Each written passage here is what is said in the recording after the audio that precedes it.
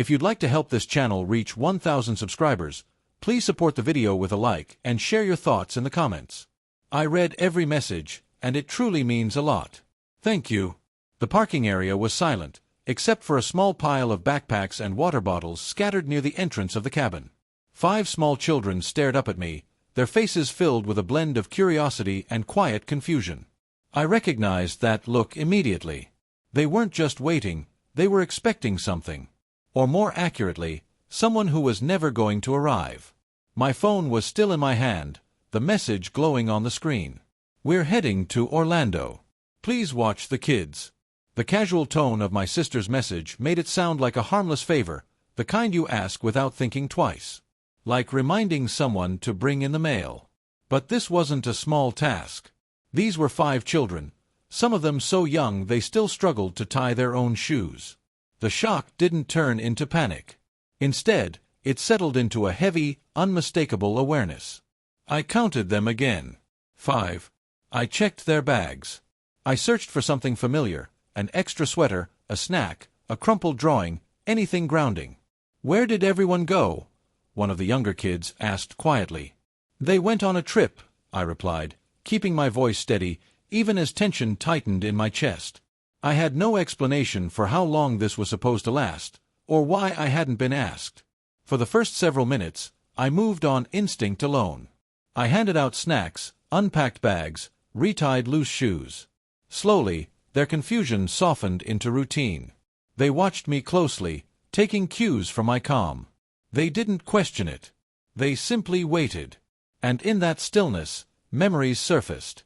All the times responsibility had been placed on me without discussion.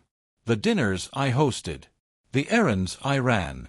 The emergencies I absorbed without complaint.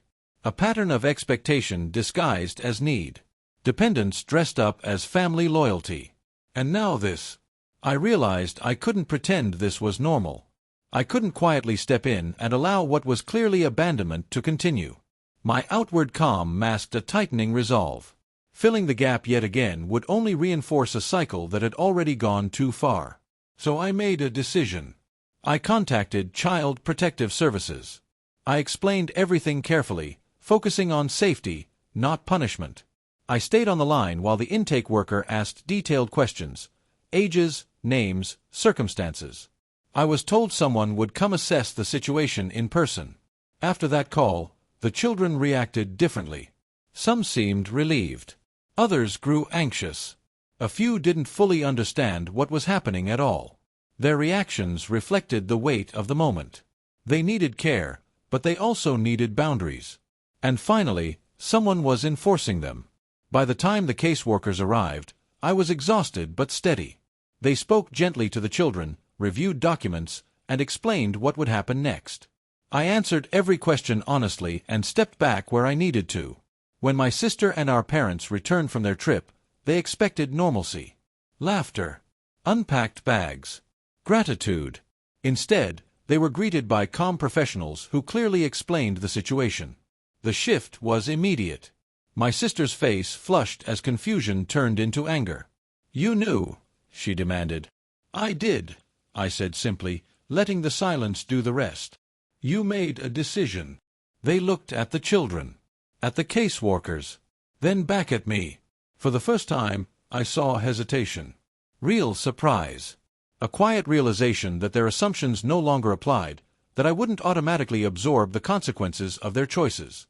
There was no yelling, no dramatic argument, just the unmistakable weight of accountability. They weren't facing my anger. They were facing consequences. I felt relief, guilt, and frustration all at once. Relief because the children were safe. Guilt because I knew this would feel extreme to some, a violation of family trust. Frustration because entitlement doesn't disappear overnight. It only pauses when challenged. As the children were guided toward temporary placement and assessment, I understood something fundamental had changed. I was no longer the default solution.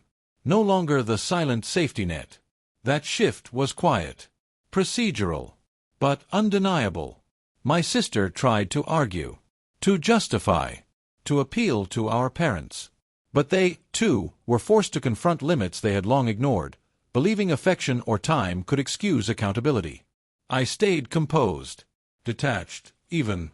Not cold, but resolved. The control I reclaimed wasn't aggressive or retaliatory. It was grounded. A clear acknowledgement that responsibility must be chosen, not assigned without consent. Hours later, after reports were filed and the children were safe, I returned home. The silence inside was absolute. I sat at my kitchen table and reflected on how everything had unfolded. That intervention didn't just change things for my sister and parents, it changed me. I had drawn a line. And I had held it. There would be conversations ahead. Explanations. Likely resentment. Some relationships might never fully recover. But the space I reclaimed, the understanding that my obligations were not unlimited or automatic, was solid and unmistakable. Some issues remained unresolved. My sister's entitlement. My parents' complicity. The tension that would linger at future gatherings, if those gatherings even happened again. Yet clarity remained. I learned that family obligation is a choice, not an inheritance. That boundaries matter. That responsibility can, and sometimes must, be enforced when ignored. And that protecting safety and fairness often requires uncomfortable decisions. The house stayed quiet as evening settled in. The sun dipped below the horizon.